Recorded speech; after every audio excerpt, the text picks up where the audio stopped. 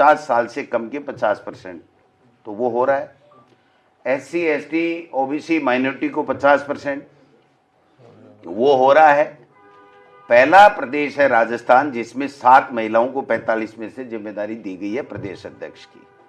तो इस दिशा में हम बढ़ रहे हैं। बीजेपी भी नहीं कर पा रही, जो महिला आरक्षण की बातें कर रही हैं और ठंडे बस्ते में डाल के 2034, 44, 47 तक ले गए, अता पता नहीं कब लागू होगा, नहीं होगा, जुमला है उनका।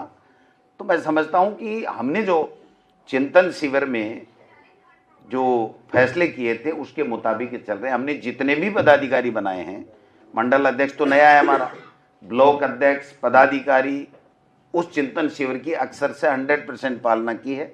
अभी जिलाध्यक्षों में भी पालना की है। तो मैं समझता हूं कि बहुत अच्छी प्रक्रिया हुई है और अच्छे लोग जो नीचे के ग्राउंड के ऊपर काम करते हैं, जनता के प्रिय हैं, जनता के साथ तालमेल अच्छा है, उनकी सुख दुख में भागीदार बनते हैं, ऐसे लोगों को AICC ऑब्जर्वर के माध्यम से नाम गए सभी लोगों से चर्चा करके, और उसके बाद में AICC ने ये टीम डिक्लेयर की है। तो इसके लिए मैं उनको भी बधाई देता हूँ और आपसे भी आग्रह करता हूँ कि आप लोग कोऑपरेट करें, संगठन को मजबूत करेंगे और इस बीजेपी सरकार को जो जन विरोधी कार्य कर रही है उसको नाक में नकेल कसने का काम भी करें। मंत्रियों ने मना कर दिया था कि हम नहीं करेंगे, क्योंकि हमारे कहने से काम तो हो नहीं रहे, तो हम क्या जन सुनवाई करें।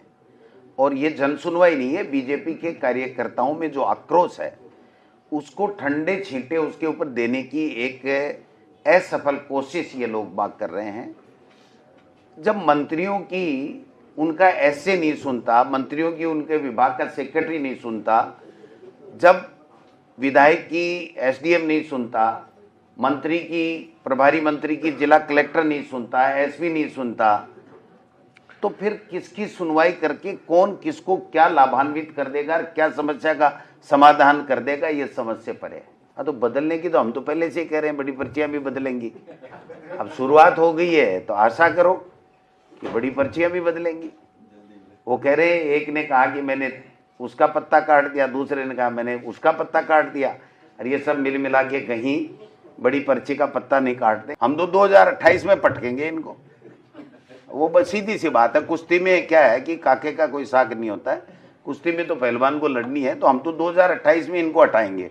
अब पहले अगर ये आपस में कर करा के नूरा कुश्ती हटा लें, हट जाए, तो उसका तो मैं क्या कर सकता हूँ। प्रदेश को तो नुकसान होगा, इस ब्यूरोक्रेसी के झगड़े से भी नुकसान हुआ है और पर्ची खुलने से भी नुकसान हुआ है, और पर्ची बदलती है तो और बड़ा नुकसान होगा।